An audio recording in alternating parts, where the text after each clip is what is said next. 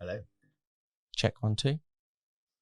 Check 1 2. I'm glad you did that. Ladies and gentlemen, boys and girls, welcome back to this very special episode. I'm crazy, super excited because here I have with me not only a friend, but a man who has changed, or I would say, and I mean this from the bottom of my heart, I genuinely mean this, and I know I'm going to get deep straight away. We're straight into this podcast, ladies and gents.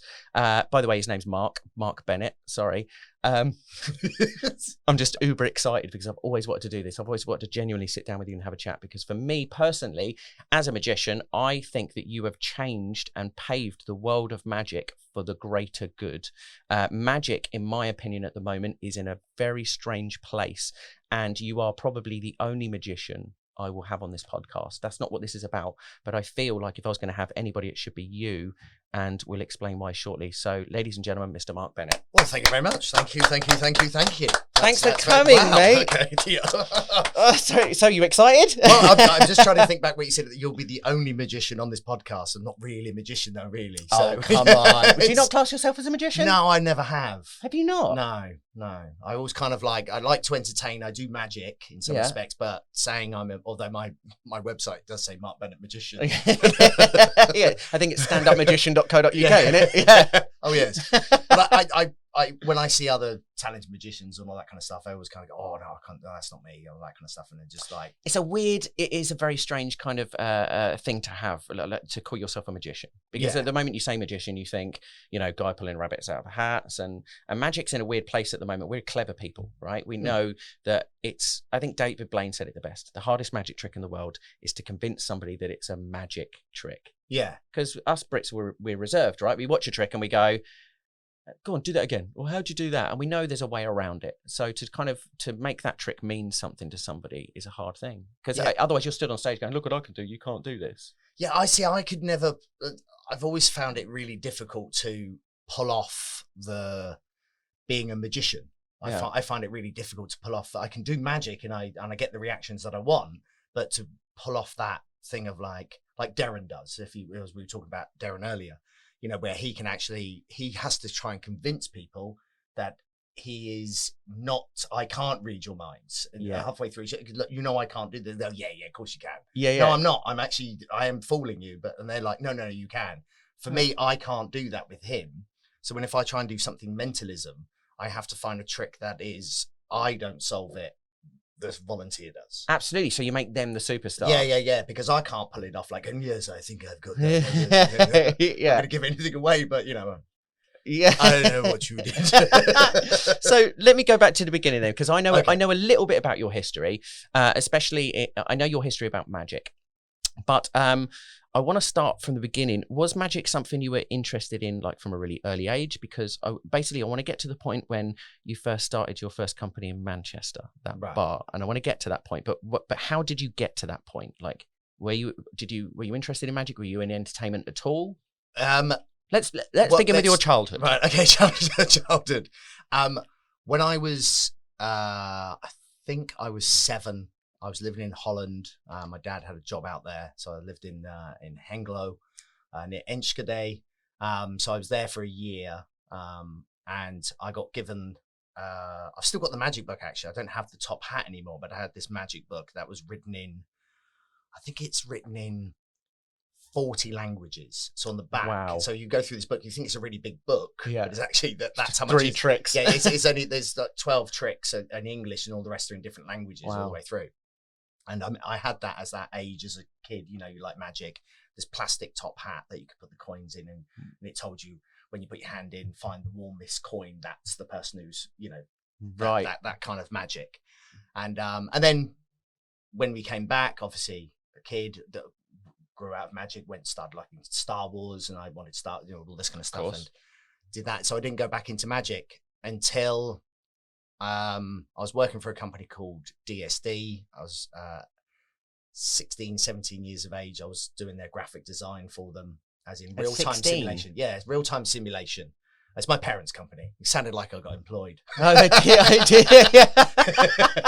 Went out and got a job. Yeah, got a job. They headhunted me. Yeah. But no. So yeah, I was doing there you are, son, there's a job for you to do, plot these numbers and type them into the computer. And I was like, okay, so but you do the drawing as well and plot the X, Y, and Z. So it became a 3D image. Oh wow. This is in 1987, 88. And I was on a day release from work to go into Southampton Polytechnic, and I did some bits and bobs there. I was allowed to do. I wanted to do drama, so I studied drama, and I had to try and get my English and maths as well, because I didn't have that. Yeah. Didn't do that very Oh, well that's school. very No, important no. to have your English Yes, and maths yes, nowadays, yes, ladies yes, and gentlemen. yes, of course. Algebra. Oh yeah. Okay, it's Excel. All right, give it a miss. Yeah. But so I met this guy called Simon Virtue. Dan Masters was his stage name. Great Dan name. Masters. And so I met Simon, and he did this trick called Out of This World. Yes. I mean, in the Great canteen. trick. Blew my mind. And I said to him, as everybody that says to a magician, oh my God, how did you do that? That's amazing. I want to do that. And he said, so I'm not going to tell you.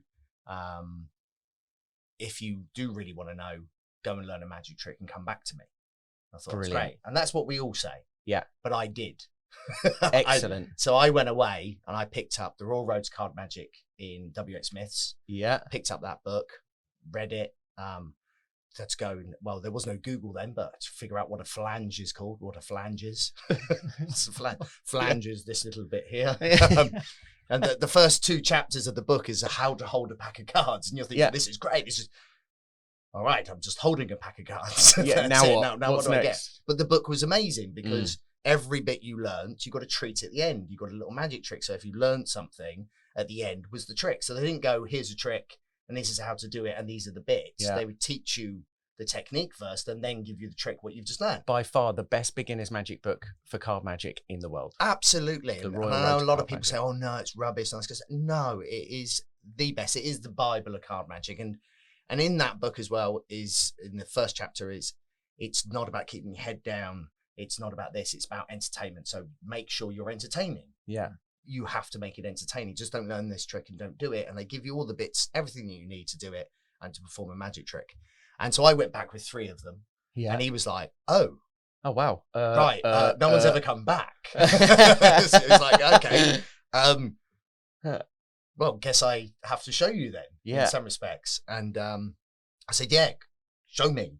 Brilliant. Show me how that works. Yeah. And he goes, well, to be honest, if you learn a couple more, you might actually know how it's done. But I goes, no, show me. Just show me. And he obviously showed me. He goes, you'll kick yourself once you know. Yeah. And then obviously showed me, and I was just like, oh my God, that's amazing.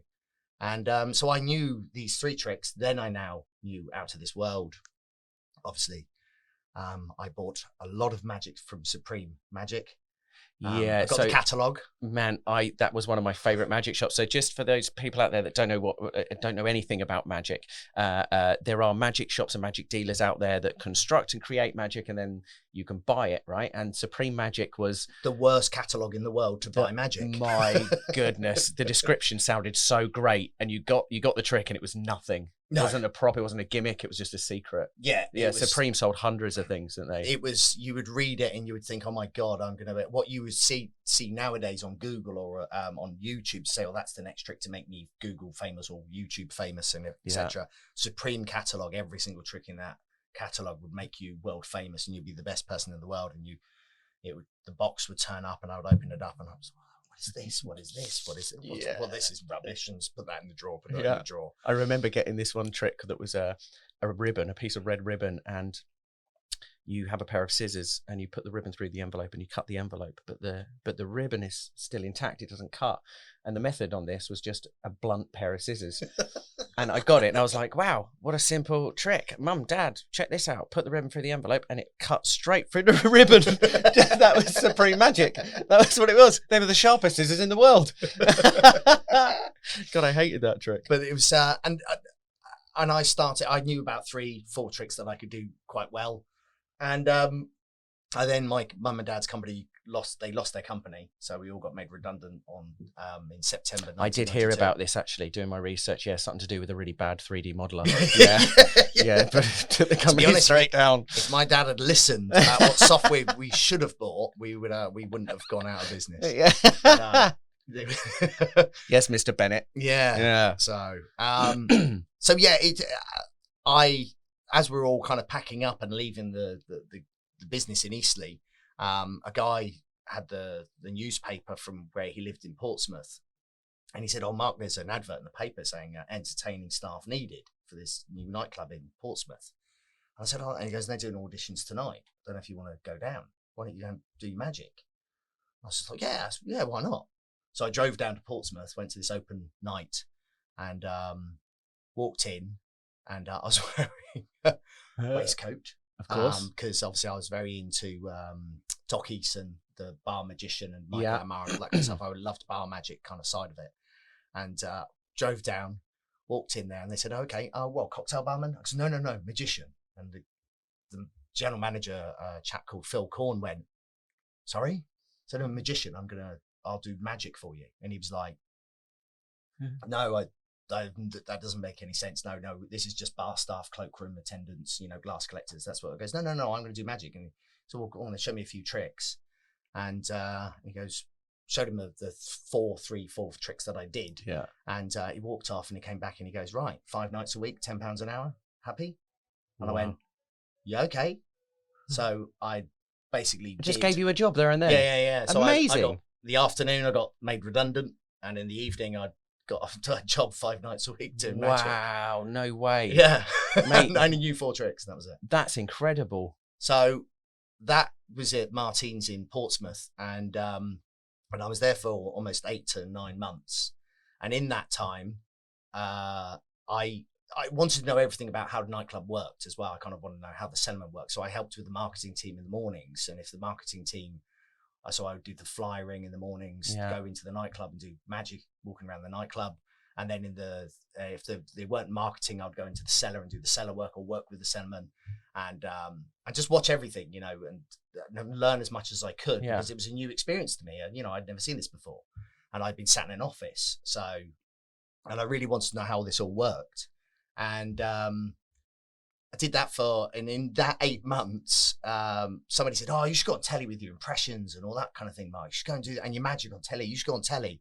And I went, "Yeah, okay." And we've all heard this as magicians. Yeah, absolutely. We all hear it. And I went, "All right then." So I phoned up the BBC and in the marketing office. Your balls are so big. Yeah, so I phoned up the BBC, got to reception, and I said, "Oh, hi. Have you got any magic shows in production at the moment?" And they went, "Oh no, Paul Daniels has just finished." "Oh, wait a minute." And I heard her talk to somebody on the side. He goes, "Oh, is that CB, the children's BBC one still in production?" So I think it's closed. Well, I'll put him through. I don't really know. So I got put through to the production office of Tricks and Tracks. And with Paul Zenon? Yeah, with Paul Zenon. Oh my God, no way. And I spoke to a guy called Jason Garbett, who's the executive, associate producer or whatever on it. And I said, he goes, "Oh no, we've closed all auditions." And I said, "Well, can I at least send you my impressions list?" And he went, "What?" I said, "It's a magic show." He goes, "No, I do magic and impressions. So I impersonate people, and then I show them a magic trick at the same time as the celebrity." And he was like, "Oh, okay, yeah, fair enough." So I faxed my list of, I did 74 voices. 74? Yeah, 74. We used to sit after the nightclub. We used to go back to my shared house, and we used to sit in the front room, and people would have the remote control. And I would have a list, and they would have a list, and they would say, "Right, okay, we're going to channel 72," and I would do the voice and then swap them over. All very drunk, and it was all quite a lot of fun. But then he said, "Okay, can you come up on Tuesday?" On Tuesday, at 9 o'clock in the morning, for an audition. And I said, "Yeah, sure. Okay, yeah, brilliant."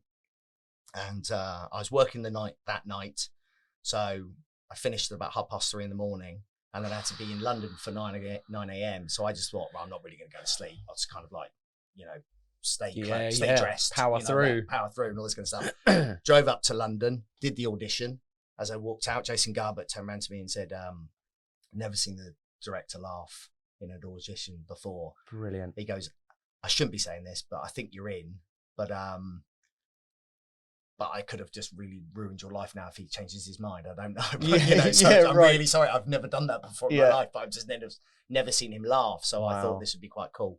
And and then I got Tricks and Tracks. So you were on Tricks and Tracks? I was, yeah. That's unbelievable. Season 2. Really? Episode. I can't remember what episode. Paul would remember. Oh, find out. I'd love to show. Yeah. Listen, I will put on the TV screen a little clip of something of Tricks and Tracks so people know what it is. If you don't know, like, that was a great show. Did you meet Paul during that then? Yeah. That's when I first met him. Yeah. So I was the guest magician of that episode. So Russ Stevens was there. Oh, wow. Sally Gray. Sally Gray is lovely. And Paul, and obviously I did. And my clip will never go into archive, which is a shame. So it will never go into the archives. Why? Well, I do. There's 3 children sat around a table, and I do a card trick to them. My classic magic trick that everyone knows that I do. Right. And with 3 children, but I impersonate Smashing Nicey. Yeah. I do. Wow. I don't. Yes, if you don't know who Smashing Nicey is, I do. They don't want to go. Great. It's great, mate. So I haven't done it for years. And but then I also do somebody that cannot be mentioned anymore, who was obviously that kids liked at that time, but now cannot, like Jingle Jingle. Okay. Yeah, wow. So yeah. So I'm doing now, that voice with children around, all this kind of stuff, and right. Yeah, so okay. I've never. It's a shame. Yeah. Shame. I've got it. I've got a copy of it, and which Paul was quite nice to send it to me. But so that was in my first year of doing magic. Man, that's a huge leap. Yeah, that's a huge leap. And I did it all on my own, and they gave me equity standard, which was I think £485 for 4.5 minutes TV. Wow. And they said we can't give you any more because you're not a member of equity. So that's all we can give you. If we give you anything more, then we have equity on our back. So we have to. Mate, I love people like you so much. The fact that you've got balls big enough to say, do you know what? I want it. I'm going to go and get it. When somebody says you should be on TV, okay, yeah, I'll do that then. Oh, you should learn it. You want to learn a trick? Yeah, I'll go and learn it then. Fine. There isn't enough of that in the world right now. Well, mate. no, it was banging on the doors, wasn't it? I say to magicians nowadays, I say, if you want to go and find work, you either have to pay for £1, which might be a little bit harder nowadays, but I would think it would actually be more novel. Yeah, a lot of people don't do that. They just send an email or send a show reel and look at me, I'm amazing, and this is my YouTube channel, have a look. And it's just like, no, knock on the door. Absolutely. That's how I got work as a close-up magician. On my residencies, I walked into the restaurant and did what the old tapes would tell you, like Michael Amar's business things and Kirk Charles's restaurant magic. It was, they still work. Wow. You could still do that. And I thought, well, no, I will knock on the door and say, look, I'll come and do it. I'll do a free night for you, and then we'll see how it goes from there. Yeah. And mate, that's amazing. Yeah, I'm genuinely shocked. it was and it was weird because I didn't know what to do with it when I got on TV. When it aired, I was doing bar magic in this restaurant Dockgate 4 in Southampton, and I had to bring my own TV in to put it behind the bar so we could all watch it. And it was in the afternoon as well, so there wasn't many people because it was a kids show. Yeah, brilliant. So it was just the staff and everybody, and I'm working there behind the bar. And there it was, and I was like, "It's me show," and it's just like on this little tiny tube television, and so we all watched it and had a little bit of laugh, and then it was repeated the year after, so I got 80% of that as well. Really? Yeah. Excellent. That doesn't exist now. Does it not? Industry. No, my contract would. If they replayed it again, really, I would get 80%. Yeah, those contracts royalties don't exist now in the world of TV. Once you've done it, that's it. Game over. Well, a year later, I got on Sky's Who Do You Do? They tried to relaunch the Impressions show Who Do You Do? And so a year later, I found that in the Stage magazine. They were looking, Who Do You Do's coming back. And I was like, oh, okay, yeah, that's for me. And so it was in Keynsham at the Fry's was the audition. That's where I did the audition there. And I turned up and I had no glasses. I didn't have my glasses to put on to, for doing some of the impressions. So I drove into Keynsham, went into this optician's, and I said, do you have a set of like NHS frames I can borrow or buy? And the guy went, you have these. And I went, brilliant, thanks very much. And then got back in my car and drove to the audition. And I got that, and that was nice. You know, I had to drive to Manchester for the for the bits and bobs, but their contract, oh, that was a good contract. Yeah. I think it was 550 quid, whatever it was, equity standard, whatever it was at that point. And then they said, we can play this 1,000 times before you'll get another penny.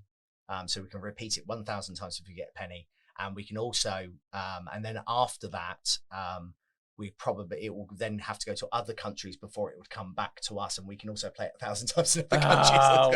And it was just like, why don't you just say that's it? Yeah, see you later. Thanks for your work. Bye. It was a weird. I don't know. Whether, I wish I still had the contract. I don't. I have the script, but wow. But yeah. So how did you? So all right. So look. So how? So what was your decision then at this point to go into opening up this place in Manchester? Well, I left Magic because Magic, I worked for a company called European Leisure. And again, the guy who gave me the break, Phil Korn, helped me considerably. The European Leisure had about 400 nightclubs. So wow. I went to regional meetings and I did Magic. So you were performing at these nightclubs, right? Yeah. So I always found it really difficult. When you say nightclub, do you genuinely mean nightclub? Loud music? Oh yeah. So when you're talking, all the people can see. No, I had no patter. I had no patter at all. So everything. So you were a visual magician. So yeah, it's all... everything was just all watch me and just like come closer and then bring them in close. But there was no patter.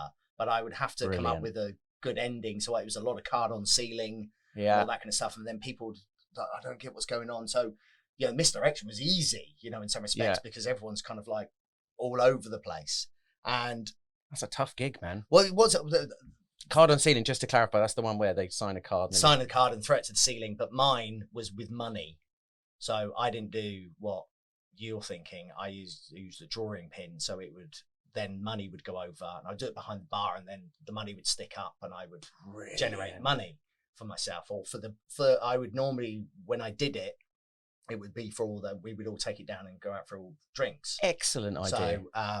So we'd all have a little share of it, and I did that for years. And everyone, if anybody within that area or in the nightclub industry, if there was a card on the ceiling, it was me. Yeah, because I was the only magician that was working in those in the early 90s doing. I may be wrong, but it was mainly me, and so I never got into the corporate market because I was always working. I was working 5 nights a week when nightclubs were open. Then VIP bars, they started to refit nightclubs, and new nightclubs would open up and they had VIP areas. And they were like, Mark, you come to the VIP opening, you do the magic for us and this kind of stuff. I went, Phil said I was £10 an hour for him. I can't charge you that as well. So we all came to an agreement within the clubs. I said, look, I'll come up for this. I get a free bar. And they went, yeah, okay. And accommodation. They said, yeah, okay, all right, okay. And so all the nightclubs agreed, this is what we're going to pay Mark. Great. They wish they paid me more because my free bar. Oh, really? Everyone got a drink. Everyone got a drink. Hey, mate, do you want a drink? Yeah. Come on, mate. Yeah, come here, ladies. Excellent. Have a drink. They're, oh my God, he must be a celebrity or something. No, I'm just a magician. They just don't want to pay me much. Brilliant. So I remember getting a phone call. One guy, Phil Storer, nightclub manager in Croydon, and he was not happy. He phoned me up the next morning. He went, Mark. And I was like, "You're right, Phil." He goes, "I've just seen the VIP bill. And I goes, "Yeah, but Phil, I did say to you, right? If everyone else has given me a little bit more money, and you didn't want to because you've known me the longest." And I said, and you said you agreed to a free bar. You didn't put a cap on it. Yeah. So it was about 800-900 quid. Oh yeah, everybody got a drink that night. Everybody got a drink that night. I didn't get that drunk myself. Brilliant. You know what I mean? Everyone was I don't drink. Looked after. Yeah, I don't even drink. Everyone was looked after. Everyone. So wow. So yeah, and it just spiraled from that, and then nightclubs then changed. Obviously, nights got reduced a lot more, so they weren't opening up as much. The VIP rooms were being taken away. When I was in nightclubs, Mark Oberon was in the same time working for me, another magician. If you don't know who Mark Oberon was, he still is, but he used to do his UV act in the nightclubs. Yeah, and great act. And it was brilliant. At midnight, you would stop the nightclub, everyone would stop dancing, sit down on the dance floor and watch an act. You know, and this is what we did every Saturday. Or we'd giveaways, or we'd have an EastEnder in, you know, one of the, you know, the soap operas, etc. And so that all kind of started to stop, and they went, no, we're just going to keep it dancey, and just all dancing, not take them off the dance floor, except the DJ has to get them off the dance floor because they've got to go and drink and then come back again to keep them in and out. And so I was like, oh, this is, you know, I'm losing a little bit more work. And then a friend of mine said, you know, I'm opening up a bar. Do you want to come and help me? And I said, yeah, I'll come do that. Yeah, why not? I haven't got much work on. So, but if I get a gig, I'll shoot off and do the gig. He goes, yeah, that's fine. And I started helping him manage his club. And then a friend of mine then opened up a bar as well. And he said, well, come and help. And I said, okay, yeah, cool. I'll come down and do that as well. So I ended up working for him as well. And then I saw an advert for a company looking for a manager to run a nightclub in Southampton. And I went, the phone is not going as much as it used to. Yeah. So I was just like, oh, do you know what? I like the nightclub industry. It's the industry I'm used to, but it's just another string to my bow. See if I can get a proper manager's job. So my mates lied and said I was the general manager. He took takings up by 7%, you know, and all this kind of stuff from the CV. Went into this place called JFK's in Ocean Village, did my interview, got the job as the assistant manager, right? Because I was 26 at this time, I think it was, and they thought, you know, you should be a general manager by now, but you don't. See, why are you not an actual general manager of a nightclub already? So they went, well, we'll test you and give you assistant manager status, see your loyalty as well, see where you lie. Yeah. So within 3 weeks of that, I found out that the actual general manager was stealing. And oh wow, she's ripping the company off with stock, money, cash, and everything. So I called the area manager, called Louis, and I said, "Look, I can you transfer me to another place? I don't really want to work here anymore."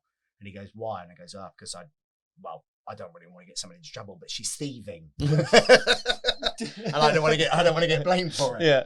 So yeah, they said, "Oh, good, thank you for the phone call because we thought it was you." Oh, wow. She said it was you.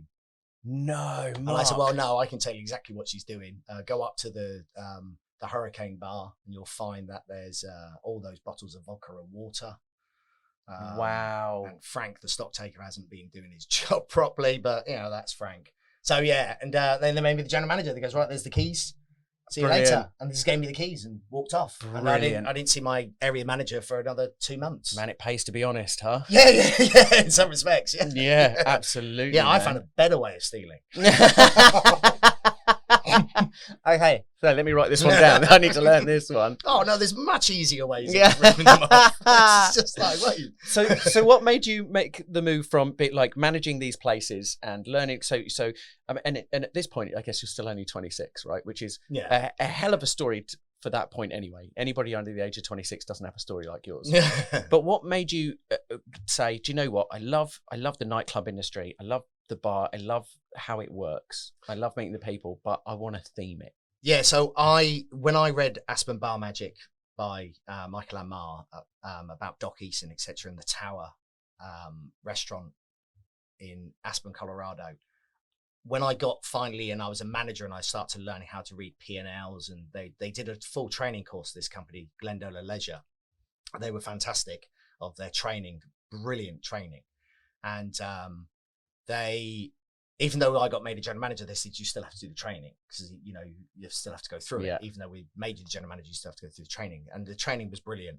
And once I'd learned all of this kind of thing, I went back to the Magic Bar idea and I said, well, I'm going to write myself a business plan.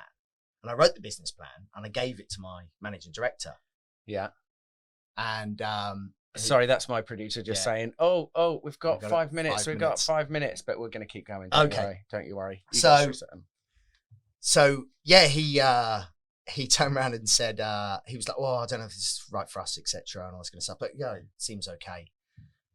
I got moved around the company. I worked for them for 9 years. Great company, loved them to bits. And then I was quite good at I liked my promotions, etc. So I had won this Budweiser one. I got taken to New York for 3 days, and then a few years later, I was in Birmingham running their Waxy O'Connor's brand. Wow. And there was a Red Bull one came in, and I said, right, okay, I'm going to do the Red Bull one. And I came up with this little idea. I'd been in like a cash and carry, and they had these petrol pumps, the little fun petrol pumps. You put your drink in, and you put that behind your bar, and they were just little fun things. And I saw how much they were, and I guess they were £8 each, and I was like, oh. So I went back to I bought a few of them, put them behind the bar, and I went Red Bull racing fuel. So behind the bar. So what it was, I'd made these. They had these behind the bar, and people could buy them off us. So what they had is you had regular, which was vodka and Red Bull. Yeah. Then you had diesel, which was vodka and Red Bull with a dash of blackcurrant. Brilliant. And then you had unleaded, which was sugar free. All with vodka Red Bulls. Yeah. And I sold a lot. Wow. What the previous manager or the previous year they sold in Red Bull, I smashed it. Wow. So I won the competition. I got taken to Austria to go and look around Red Bull's, everything that Red Bull own in Austria. And I met this guy called Jeremy Millins, who was the co-owner of why do I do this every time? I hate the gay nightclub in London by Charing Cross. Oh, I wouldn't know it. I don't know what you're on about. Oh, I forgot what it's called. Yeah, I get free tickets if you want. I forgot what it's called. But he just turned around to me and he said, everywhere I used to go, I always just do a little bit of magic anyway, and especially to try and get free drinks. So we were in this Austrian bar, and I jumped behind the bar, and I said, just 2 seconds, all this kind of stuff. Did a bit of bar magic, etc. Got a big round of drinks, for everybody and myself. And he just said to me, and he goes, what do you want to do with your life? I goes, magic bar. That's what I want. I want to open a magic bar. Here we go. And he went, oh, right, okay. I goes, I've got a business plan and everything. It'd be great if another fresh set of eyes to have a look at it. He goes, yeah, of course. Yeah, email it over. So I emailed it to him. And then I get a phone call 2 weeks later from Jeremy saying, can you come to Manchester on this date? I was like, yeah. And he goes, I've read the business plan. I quite like it. I want to show you something, have a chat with you. I said, yeah, okay. So got a train up to Manchester and walked into the Manchester Print Works, and there was this bar that was being refitted. And he goes, right, so this is the magic bar. And I was like, what? And he goes, sorry, what? No, this is exactly. This is the magic bar. I don't know how you want to do it, but this is yours. And then I'll come and show you the rest of the nightclub. And I'm like, what? Huh? Wow. And he goes, and we sat down afterwards. And he goes, so do you want the magic bar? And I said, I do want the magic bar, but this is great. And this is Virgin Hotels. He was working with Virgin Hotels, who was their leisure brand. Yeah. So they owned the site. It was, and they wanted to do something with it. And I was like, okay. He goes, the nightclub's going to be called Pure, and we'll call it. And I said, well, I got a name for and he goes, no, we're going to call it Pure Magic Bar. So I said, okay, that's fine. Yeah, it's your money. Yeah, it's yours. Yeah, I get it. So we went down the route. We opened. He turned around and he said, you have to run the nightclub as well, though. Right. The reason is because of the money you want. And, and I said, yeah, because I'm on this. And if I'm going to move, I've just bought a house. I need to, work this out. And he goes, right, then you need to help me run the nightclub, or you run the nightclub and your bar as well. And I said, okay, all right, okay. So this is a 4,500 capacity nightclub. Wow. Yeah, I'd only run 700 max. That's a leap, my friend. Yeah, so it's the biggest. It was one of the biggest nightclubs in Manchester, and wow. So I had to run that. Also launch a magic bar. So I launched Pure Magic Bar. It was a great success. And okay, so listen, I went there. I don't know if you know this. Don't know. Did you? Yes, absolutely, okay. I did. So I was in Manchester with Rodney, a friend of ours, Rodney James Piper, who owns a magic bar in Spain. Yeah. And he was doing auditions in the Britannia Hotel, I think it was called, in Manchester, or something like that. And he said, there's a magic bar here. My mate owns it. Yeah, let's go and have a look. Mate, I've never been so happy in my life. There's this magician, and I'd only just discovered him, and I was a huge fan, Cyril Takayama. Oh yeah. He was playing on all of the TV screens, and you had playing cards stuck to the ceiling and magic posters and people doing magic behind the bar. The barmen were magicians. It was I've never been more excited in my life. For me, that was the first time it opened my eyes to finally magic's starting to become really cool. Because before that, magic wasn't really that cool. Yeah, it taken it. We only had Blaine, didn't we? Really, Absolutely. That's all we had. Hey, do you want to see something? Yeah, That guy. You want to see something? That bloke. Yeah. It was all we had from Paul Daniels to then. It was then Blaine. Yeah, that was it. And I remember when I was doing magic in clubs, etc. They was like, "Oh mate, can you put a card through the window? You know, put it on the other side." I said, "Yeah, no. I'll tell you what I'll do. I'll throw you through the window, and when you're brushing off the glass, check your top pocket." Ready? And he went, "No, you're all right." It's just best way of getting away with it. Yeah, just like saying, "I don't really want to run out. I don't want to get somebody else to go run out." And, So how did you find like other magicians to work in this bar for you then? Were they so friends Magic that you'd Bunny met, or? was the obviously I didn't know magicians. You know, the only magicians I knew I occasionally worked with was Lee Warren and a couple of others, etc. And so because I wasn't part of any groups and all this kind of stuff, and so when I went up to Manchester and I thought, right, I'm going to open. I put it up on Magic Bunny that I'm opening up a magic bar in Manchester, and Rodney phoned me and said, "You're not opening in Ibiza, are you?" And I said, "No." He goes, "Oh, okay," because I supply magicians to Ibiza, etc. I'm a little, you know, you're not doing Spain or anything. He goes, no, I'm just Manchester. And he goes, "Oh, okay, because just wanted to make sure that, you know, it's my turf." Yeah, So, fair enough. You know, that's fine. It's not Magic Gang style. Yeah. It was just like, so I put it up on Magic Bunny saying, if anybody magicians want to come and audition, come along.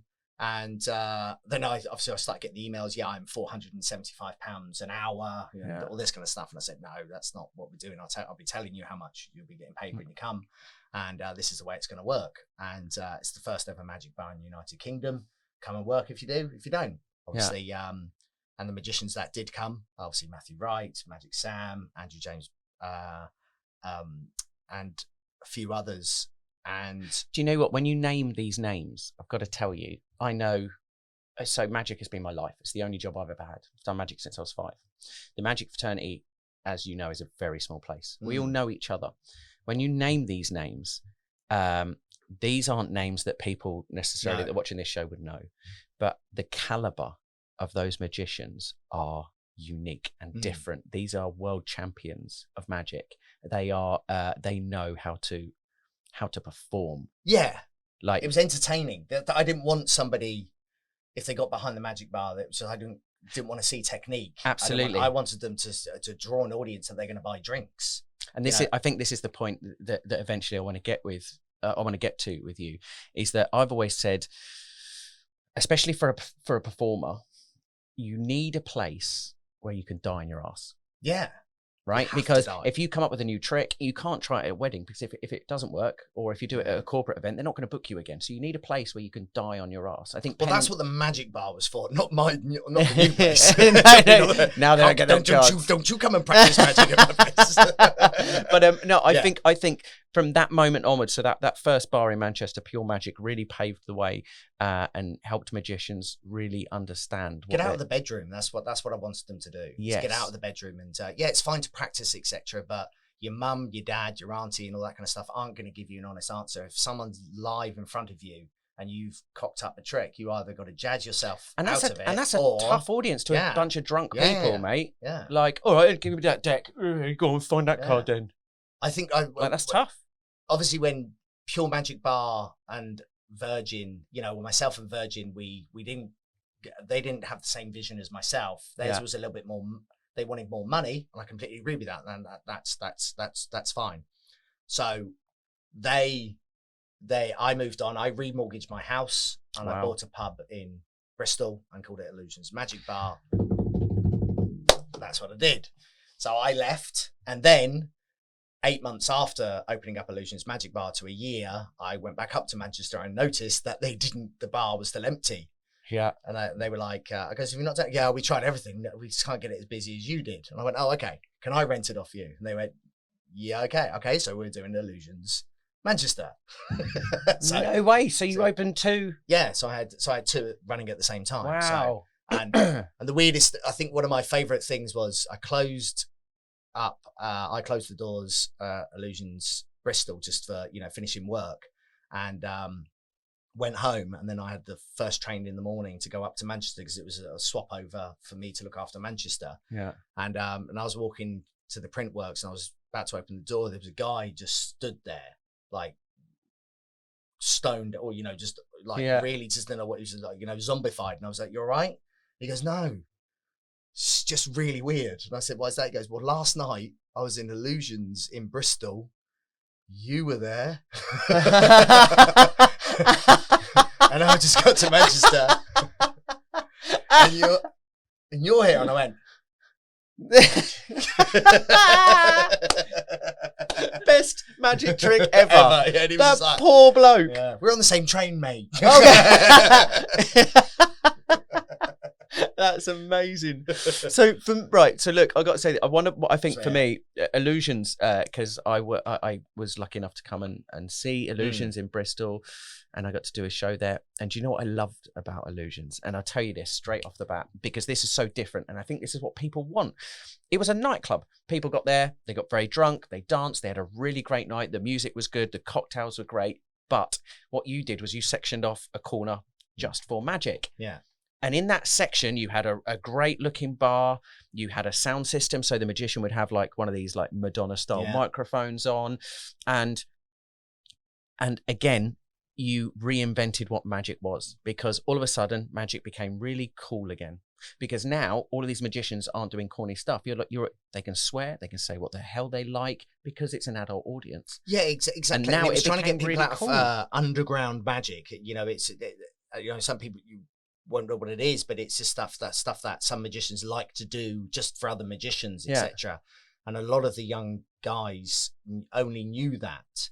And I said, well, no, look, start looking into a little bit more commercial. I can get that card that you've spent 20 minutes getting in a lot quicker and a lot more entertaining. So, stop faffing about and just find the card. Yeah. And I said, don't stop doing what you're doing. I think it's beautiful and I think it's great and you should do that, but not here, because they don't care. No, of course. You're not going to get what you want. You'll get that from a magician if you sell it and all that kind of stuff. That's fine, but from us, you're not going to get it. And I think one of my favorite stories of when I opened up Illusions was Richard Newman, who's still with me to this day. He's now one of my stage house magicians. He came in for his audition and he's so nice. He was just like this. He goes, right, so I'm going to put this down here. I'm going to ask you to shuffle it.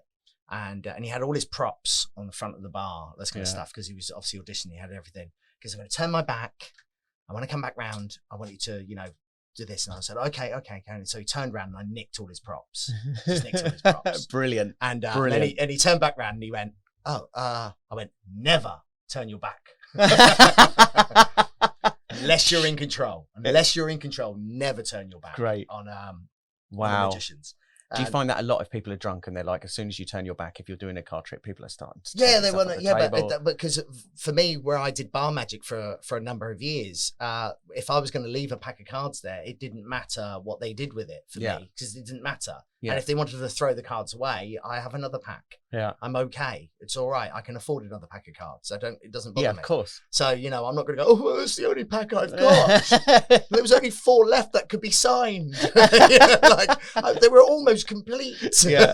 And so it's just like, no, give the cards away. I'd end up in the nightclub, I would end up, from a pack of 52, there'd be like 26 cards left or 12 cards left, and I'll still be doing magic going, I'm going to use this pack to the end, So another pack, but you're not worth it, that kind of stuff, Find your cards, 2 cards left, pick one, that's yours.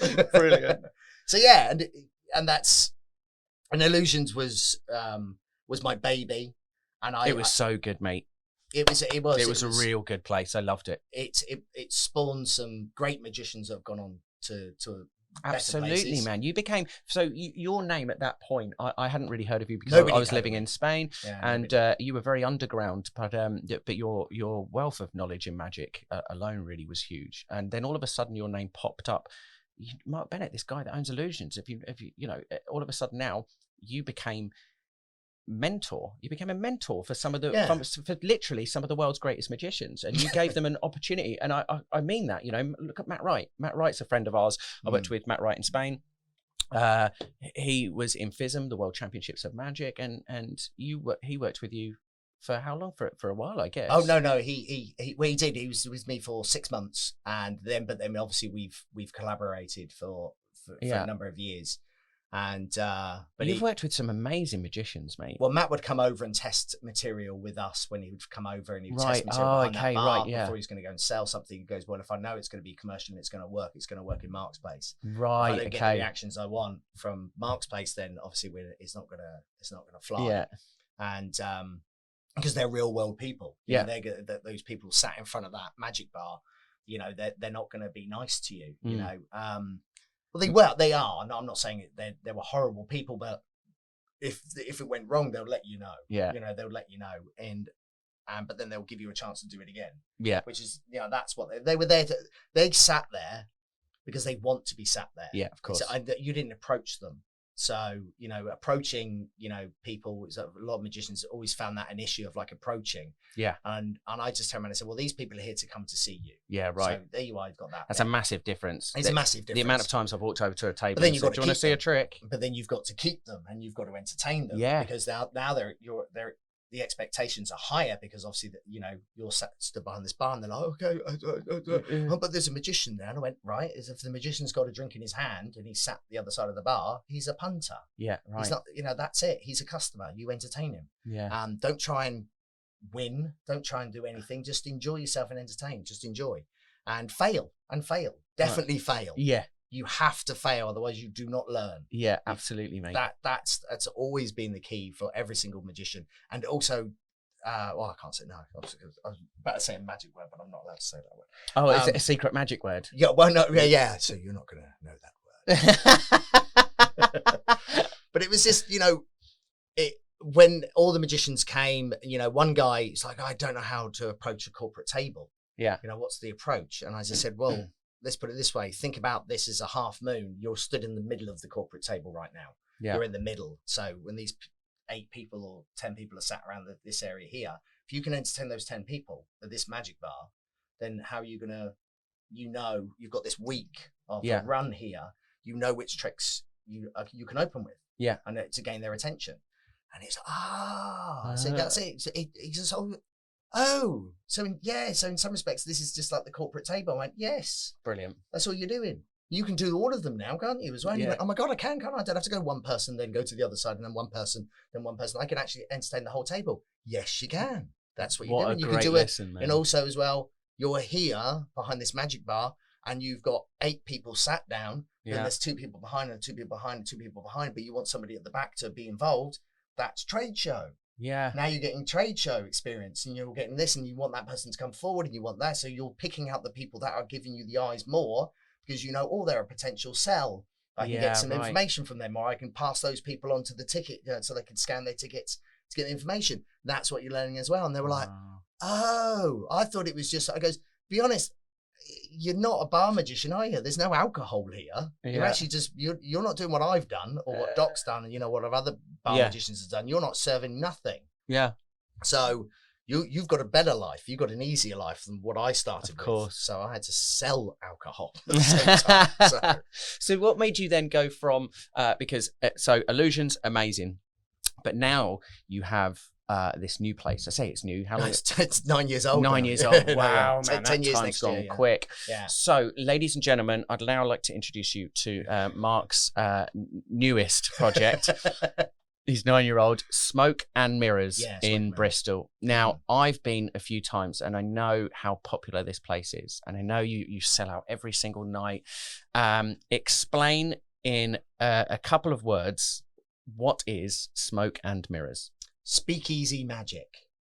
Boom. Thank you very much. Good night. That's it. Let's go. Speakeasy magic. That's a perfect way. Yeah. Perfect description. Describes the room. Yeah. It describes everything that we do. It's intimate.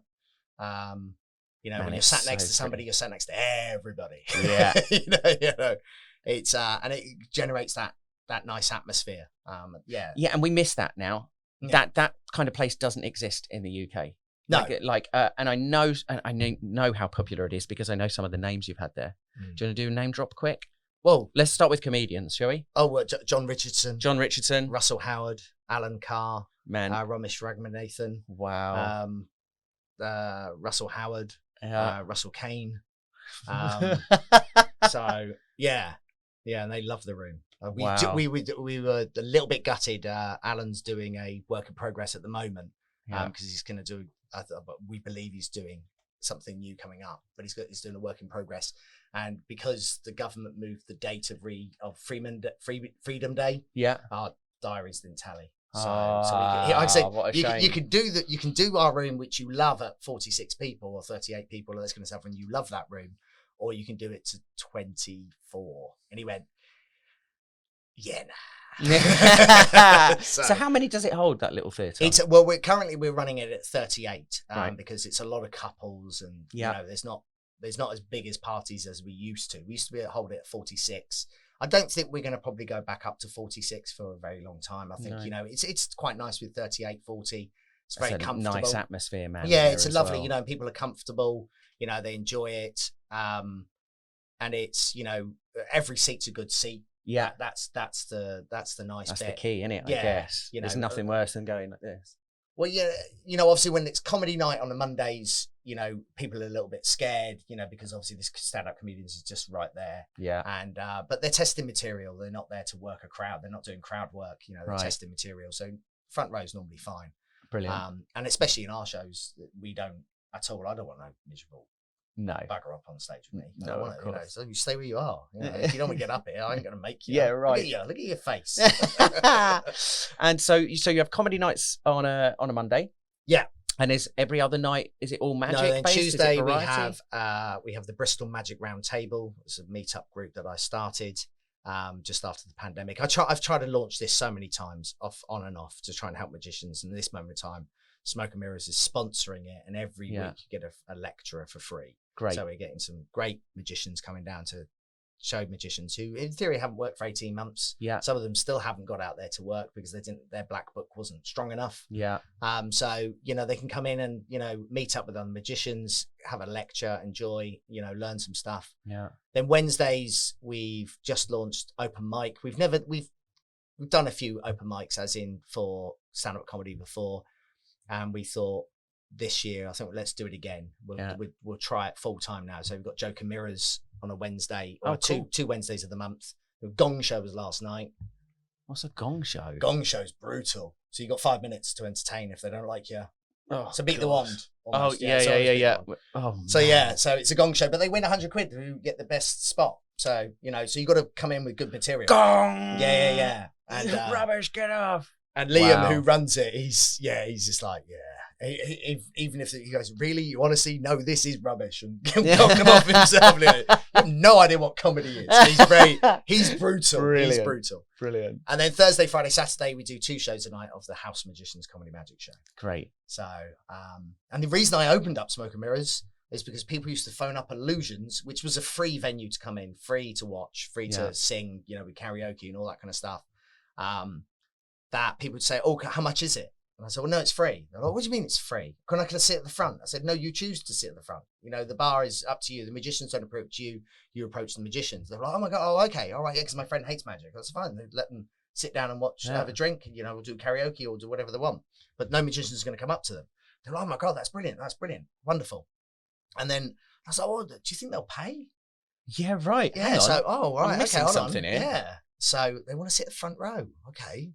So I went down to a pub that I approached before buying Illusions, and they wanted too much money for it. And I went back in then again 9 years ago, and I said, I'll take it on. And they said, okay, what do you want us to do to it before you take it on? I said, well, we'll do this. And he goes, well, can you do this? And I said, yeah.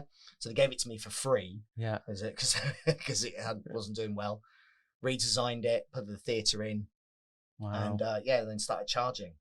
And now it's 30 quid a ticket. Man, do you know what, man? It's such a great night out. And it's a lovely room. It's a lovely room. It's a beautiful room, mate. And the staff are beautiful too. We need you back on that stage again. Yeah, I'd love to come back. Yeah, actually. Do you know, the last time I came, I will never forget it. Because you remember what happened? I love this story. It changed for me that night. It did. Because I did my show there. Yeah. And it was a great show. It was fine. Yeah. It wasn't the best show I've ever had. The audience were kind of like, oh. Yeah, they This were. funny Yeah, guy. yeah. Oh, They're he's very he's British, quite weren't good. they? Very They're British, very very British. reserved. And there's no equation to what makes an audience. No. Clap. But if you're a performer, I've always said it like this, right? The best way to describe it's like this. We've all had that moment where you come off stage and you go, God, it was a rubbish show. It was a terrible show. And then 10 minutes later, somebody from the audience comes up to you and says, that was the best night I've ever had. I loved your show. Yeah. And in your head, you think, why didn't you bloody clap? Yeah. Like, why didn't you give me more? Because I feed off this energy. But do you know what? We're not, the audience, they're not sat there for us. No.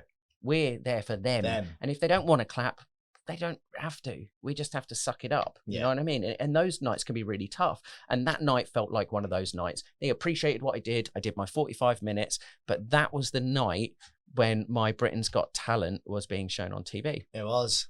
So while you were on stage, this is kind of full circle. This is your tricks and tracks moment. Yeah. Showing it in the bar on the TV. Yeah. So you recorded it. Yeah, I don't know how I did it because I was like, how's this? I don't know how do I screen grab off a thing that's live? I have no idea how to do this. But you bloody did it. I did it. I did do it. And you, ladies and gentlemen, Matt was on Britain's Got Talent tonight. Do you want to see the video? And they're like, oh, okay.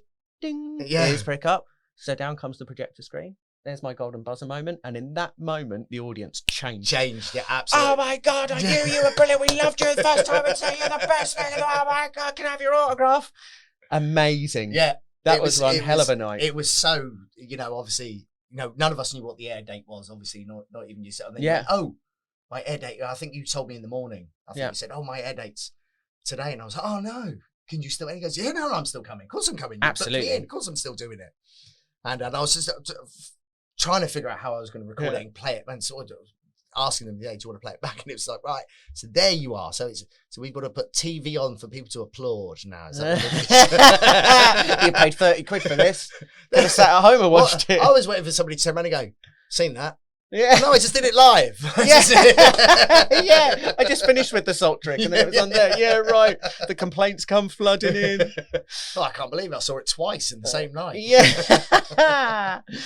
Mark, I love you so much, mate. Thanks for and I having me. really appreciate you coming here. But listen, let's do it very quickly. Let's do a shameless plug. So Smoke and Mirrors in Bristol. Where is it? Bristol. It is opposite the Hippodrome Theatre. Great, so easy to find. Yeah, so easy, city centre. We are www.smokeandmirrorsbar.com, smokeandmirrorsbar.com, or if you want to, you can emoji us with an emoji wand and then a pintglass.ws. And type that in, and that'll come to my website. Wow, a wand? Do you mean the aubergine thing? No, an actual one. Okay, right. Actual magic wand. I get confused with emojis. Oh no, I found that you can actually type in emojis and put a W and our really? Website. Yeah, that's amazing. Yeah, I know. It's quite cool. Technology, I was like, I like mate. that. I'm having that. So I bought it. I thought I'm not having somebody else having magic bar, so I'll have that. Yeah, right. So and come down. It's with Smoke and Mirrors at this current time is #1 on TripAdvisor for the whole of Bristol. Is the #1 attraction. Congratulations, man. So we're beating that boat that doesn't float. Yeah. If you don't know what that is, that's the SS Great Britain. It doesn't float. So it doesn't float. Mate, I can't thank you enough for what you've done for the magic community, what you've done for entertainment in general. You're an absolute hero, and I will always love you for the rest of my life, and I can't wait to come back. Thank you very much. Thank you, and God bless you, my friend. You. Join us next time when hopefully I'll get him back on. But whatever you're doing at home, enjoy your day. My name's Matt Edwards. This is Mark Bennett. Meow. We love you. Goodbye. Thanks, mate.